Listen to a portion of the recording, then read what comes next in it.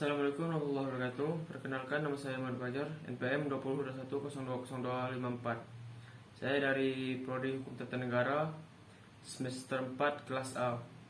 Di sini saya akan mempresentasikan PPT yang berjudul Pembaharuan Hukum Islam dan Tujuannya dari mata kuliah Filsafat Hukum Islam. Yang pertama, pengertian pembaharuan hukum Islam. Pembaruan hukum Islam terdiri dari dua kata, yaitu pembaruan yang berarti modernisasi atau suatu upaya yang dilakukan untuk mengadakan atau menciptakan suatu yang baru. Hukum Islam yakni kumpulan atau koleksi daya upaya para fuqaha dalam bentuk hasil pemikiran untuk menerapkan syariat berdasarkan kebutuhan masyarakat. Dalam hal ini hukum Islam sama dengan fikih atau bukan syariat. Pembaruan hukum Islam berarti gerakan ijtihad untuk menetapkan ketentuan hukum yang mampu menjawab permasalahan dan perkembangan baru yang ditimbulkan oleh kemajuan hukum, pengetahuan dan teknologi modern.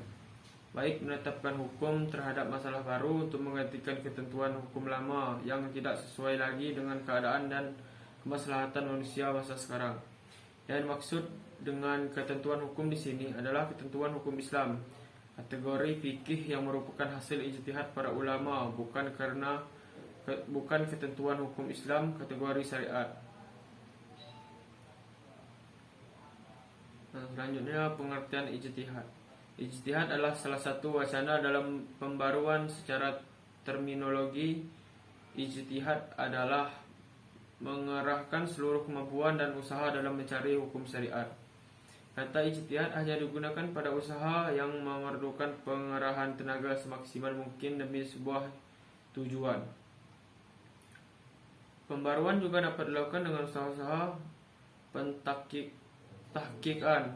Dengan usaha pentahqiqan ini akan terlihat keaslian dan kemurnian ajaran Islam.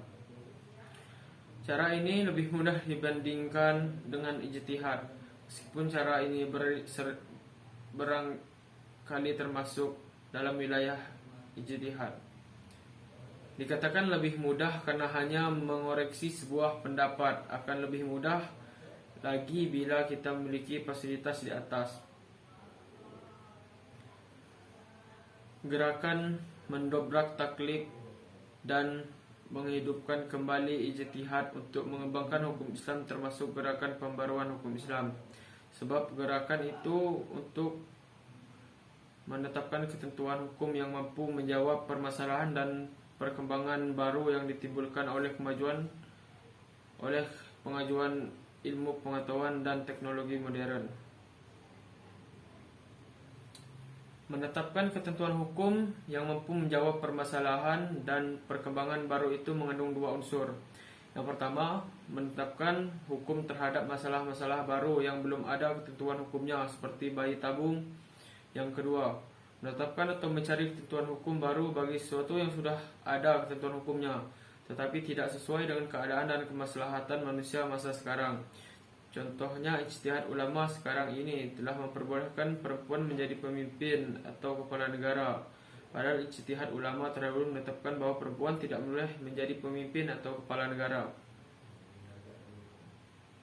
Selanjutnya, tujuan pembaruan hukum Islam. Pembaruan hukum Islam merupakan suatu keharusan, bahkan kewajiban yang mutlak.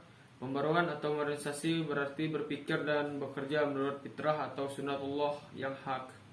Sunatullah yang telah mengejawahkan dirinya dalam hukum alam. Maka untuk menjadi modern, manusia harus mengerti terlebih dahulu hukum yang berlaku dalam alam itu.